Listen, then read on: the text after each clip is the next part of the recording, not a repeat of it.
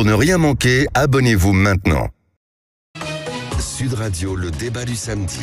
Et dans notre débat du samedi, on retrouve Franz-Olivier Gisbert, éditorialiste, journaliste politique, auteur. Bonjour Franz-Olivier. Bonjour Laurence. Yoann Gillet, journaliste politique. Bonjour Yoann. Bonjour Laurence, bonjour Franz. Bonjour Johan. Et cette question qu'on pose à nos auditeurs depuis 7h du matin sur Twitter et YouTube. Est-ce que vous pensez que la majorité craint vraiment l'abrogation de la réforme des retraites? Vous êtes une majorité à 75-74% même à dire que oui, l'exécutif, il y aurait peut-être un petit panique ou pas dans l'air. On va en parler avec vous. Rappelons que mercredi, Elisabeth Borne a estimé que la proposition de loi du groupe Lyot, qui doit être normalement examinée le 8 juin, était inconstitutionnelle. L'exécutif aurait peut-être recours à l'article 40 de la Constitution et à l'argument de l'irrecevabilité financière, pas facile à dire. Alors on sait que cet article est dans la Constitution, mais jusqu'alors la tradition voulait que les propositions de loi étaient recevables, qu'importe leur coût. Que pensez-vous de cette stratégie-là, Franz-Olivier Gisbert, de l'exécutif ? Écoutez, c'est de bonne guerre, c'est-à-dire que Elisabeth Borne fait tout pour maintenir sa loi. Après, je pense que l'opposition a tort de se concentrer sur cette histoire dans la mesure où c'est le passé déjà, c'est-à-dire on est déjà avancé. Après, il faut tourner la page. Vous dites qu'il faut tourner la page. Oui, bien sûr. Et elle peut gagner, ça peut être une surprise.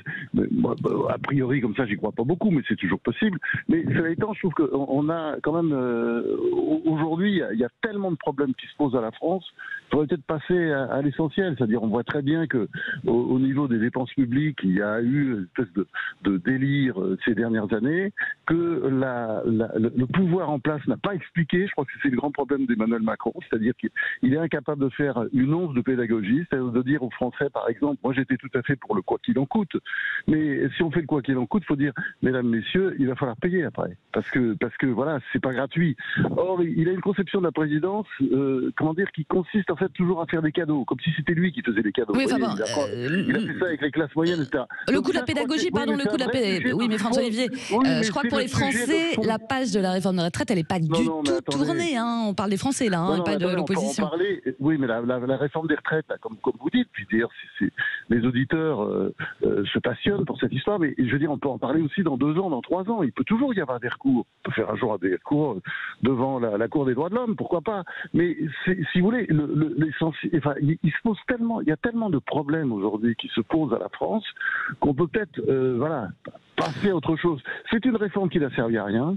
C'est une réforme qui va pas coûter, mais enfin, elle va rapporter très très peu aux finances publiques, puisqu'on sait que les déficits vont recommencer d'ici 4-5 ans, ou peut-être un peu plus, mais enfin bon, il va falloir recommencer très vite. Donc c'est une réforme, un peu une réforme bidon. On en a fait toute une histoire, c'est une sorte de bras de fer entre l'opposition et le gouvernement. Le gouvernement, choisit ses armes, c'est normal, et je le répète, c'est de bonne guerre. Pour vous, c'est de bonne guerre. Est-ce que c'est de bonne guerre pour vous, choisissant ces armes constitutionnelles, Yoann Gillet ? Alors 2 choses. D'abord sur le fait que ça a une chance d'aboutir, le parcours effectivement de cette proposition de loi va être compliqué parce que si elle se met en place, il faut ensuite qu'elle passe au Sénat. Vous le savez, vous connaissez par cœur le parcours. Il faut qu'ensuite le Sénat dise oui et ensuite ça revient en commission. Bon voilà. Donc ça paraît effectivement compliqué, mais je pense que c'est autre chose qui se joue. Ce qui se joue, c'est de dire justement, non, on ne tourne pas la page. Pourquoi ? Parce que c'est pas juste une petite aventure politique qu'on a perdue. C'est tout à fait ce que vous disiez, Laurent, c'est-à-dire que c'est la vie des Français. Les gens, ils peuvent pas tourner la page avec leur vie. Vous voyez ce que je veux dire ? C'est pas un texte, c'est la vie des gens. Et donc, quand France, il y a des moments dans sa phrase où je suis d'accord avec lui, et puis des moments où je peux pas être d'accord. Tu dis que ça ne rapportera rien. Cette mesure qui ne sert à rien, et c'est vrai, ça ne rapportera pas grand-chose. On parle d'une dizaine de milliards, ce qui est quand même pas énorme, mais pour quelques années. Absolument, mais ça va coûter beaucoup aux Français qui font les métiers les plus pénibles, les plus durs. Donc je comprends pas comment des gens peuvent se dire on va tourner la page, la bataille politique est perdue, c'est pas grave. Il y a déjà des gens qui sont retournés là au travail parce qu'ils étaient concernés par ce prolongement donc, de l'âge de départ. Ils sont retournés. C'est pas rigolo pour eux quand vous avez une famille, quand vous avez des enfants qui voient leur mère ou leur père revenir du travail épuisé, puis qu'on va leur expliquer qu'ils vont revenir encore plus tard, plus longtemps, eh ben c'est très compliqué à accepter. Donc c'est pas juste une bataille politique, hein. Il s'agit pas juste de jeu de salon pour petit marquis en train de regarder qui a gagné ou pas la petite bataille de polo, quoi. C'est pas ça dont il s'agit.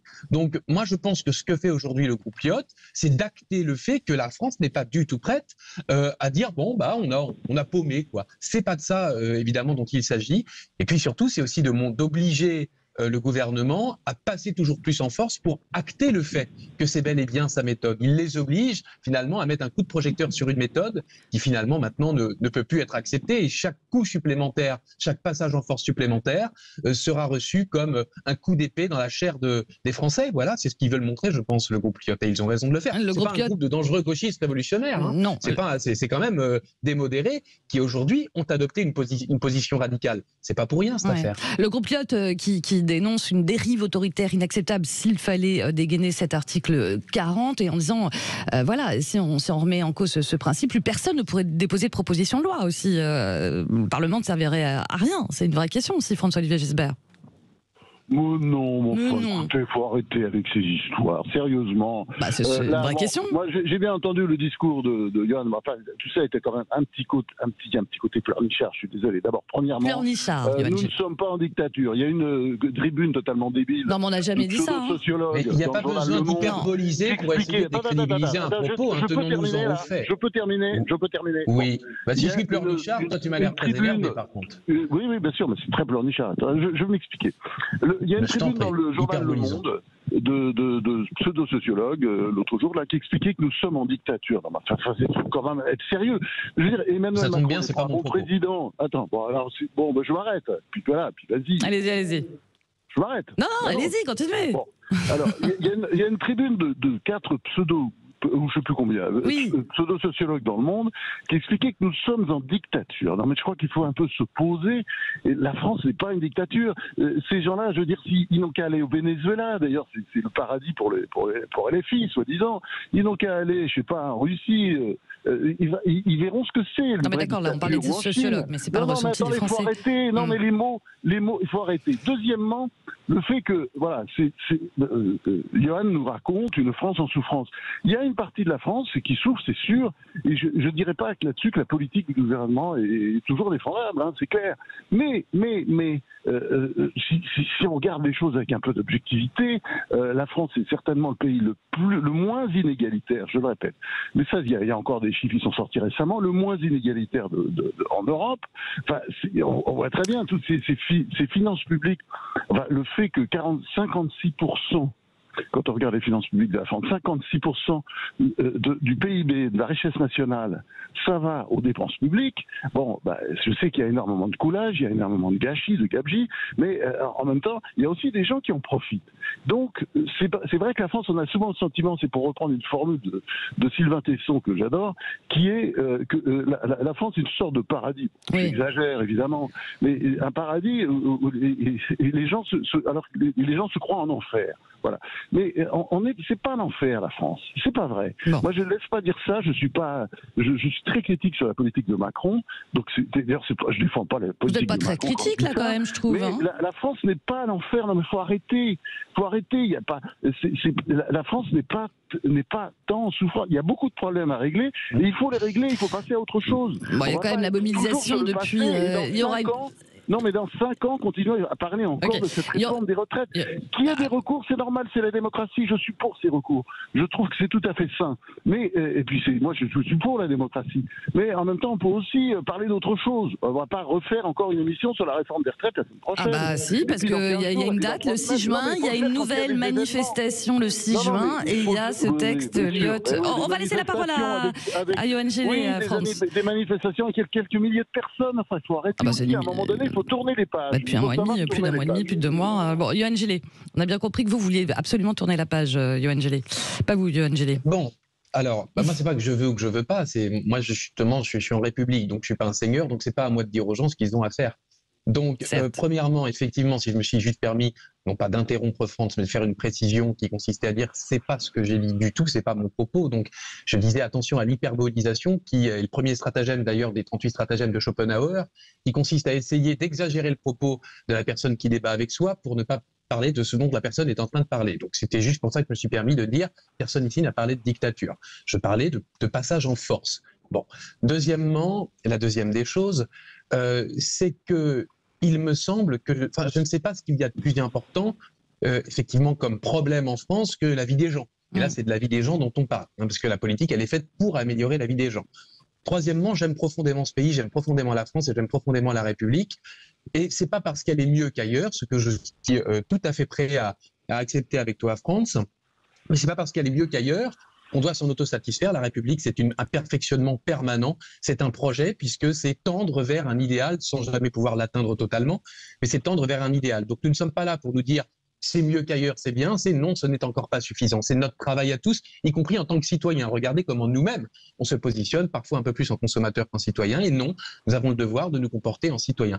L'exigence n'est pas un crime. Et il me semble que vérifier que nous soyons, que nous tendions le plus possible à chaque fois quand on fait une mesure, quand on prend une loi vers l'égalitaire, ou en tout cas vers l'équitable, à défaut d'égalitaire, au moins vers l'équitable, ça me semble être important. Et donc, je crois qu'il y a beaucoup de concitoyens. Tu parlais des chiffres tout à l'heure qui étaient très bons. Je ne sais pas lesquels tu prenais, certainement, effectivement, ceux qui racontent ça. Moi, je regardais juste avant de venir ceux des Restos du Cœur et où je voyais que par rapport à l'hiver de l'année précédente, il y avait plus de 20% en plus de personnes qui allaient faire la queue. Alors, je ne sais pas si ça va bien. Ce que je sais, c'est qu'il y a 20% de gens en plus qui font la queue au Restos du Cœur, dont 100 000 enfants et 1,1 million de personnes qui sont aidées par cela. Voilà, c'était juste un petit chiffre qui ne me semble pas être totalement idiot, quoi. Voilà, à préciser. Ouais. Je disais que globalement, le système français social est moins inégalitaire, ce qui n'empêche qu'effectivement, par exemple, ça on sait, ce sont des statistiques, alors j'ai pas les chiffres en tête, mais il y a plus de pauvres, comment dire, en moyenne, en France, par exemple, qu'en Allemagne, qu'on nous présente quand même comme Absolument. un système toujours inégalitaire, atroce, etc. Ça, c'est la propagande gauchiste qui nous explique ça à longueur de journée. Vous entendez ça dans les médias, on vous apprend ça à l'école. Ben non, il y a moins de pauvres en Allemagne qu'en France. Qu'est-ce que vous laissez comme ça? Bon, ça, c'est à nous de réfléchir sur les problèmes, justement, parce que c'est là, bon, bah, là, moi j'aimais beaucoup le discours de Johan, là, quand il retombe un peu sur Terre et qu'il est moins génial, c'est absolument parfait, je contresigne. Mais oui, parce que nous expliquer toujours... Tout ce qui est excessif est insignifiant, donc ça, c'est pas très grave. Moi, ça ne me met pas en colère, ni en pleurs, d'ailleurs. Mais il faut arrêter, c'est quand même une réforme, d'ailleurs, qui concerne surtout la fonction publique. La fonction publique, parce que c'est toujours la même histoire. On parle toujours dans une histoire, par exemple, comme la retraite à 60 ans, il y a des gens qui vont être totalement zappés, c'est-à-dire les professions qui souffrent le plus. Hein. C'est-à-dire, bon, moi, par exemple, j'aimerais bien qu'on parle de temps en temps des éboueurs, ça c'est un vrai sujet. On en parle justement. Des égoutiers. Non. Ah oui. Et ils descendent dans la rue et... Les paysans, on n'en parle absolument jamais. Les retraites des paysans, hein, qui ont des retraites absolument de merde et tout le monde s'en fout. Ils s'en foutent. Parce non. Moi-même étant petit-fils de paysan, je peux vous assurer que c'est souvent aussi sur cette antenne. Très rapidement pour terminer, François-Olivier Gisbert, pour terminer rapidement. Allô. Pour terminer rapidement, France. Oui, pour terminer, voilà. Le vrai sujet, c'est de s'attaquer justement, refaire travailler et aider, disons, un certain nombre de Français à pouvoir retravailler et à gagner leur vie dans des conditions décentes. Mais ça, c'est des vrais sujets. À empêcher la montée, la progression de l'inflation, voilà, ça, c'est des vrais sujets. Ouais, comme la réforme des retraites est un vrai sujet. L'inflation, c'est un vrai sujet. Et la réforme des retraites aussi. C'est la vie des gens. Mais la vie des gens, je suis désolé, c'est pas juste la retraite. Faut arrêter, surtout que dans le reste de l'Europe, les gens ils prennent leur retraite à 65, 67, ça va être bientôt 70 ans. Et nous, il faut toujours que ce soit à 62 ans, sinon on est dans la souffrance. 70 ans, c'est pas forcément un exemple à suivre. Bien compris, France. On a bien compris. Vous étiez en forme ce matin, dites-moi. Je laisse volontiers le dernier mot à France. Je voudrais surtout pas que France aille mal, donc je lui laisse le dernier mot. C'est très important. C'est bon, on a déjà eu le dernier mot. Il faut prendre soin des gens, vous voyez? Il s'occupe de vous. Merci beaucoup, François-Olivier Gisbert. Merci, Yoann Gillet. Je suis au marché de Grandville, vous signale. Allez faire votre marché. Ça va vous calmer. Avec les tomates de Thomas Binet. Super. Au marché de Grandville. On est ravis. Dans la Manche, c'est génial. Allez, bon marché. Profitez bien. Profitez bien. Merci beaucoup. Merci, Yoann.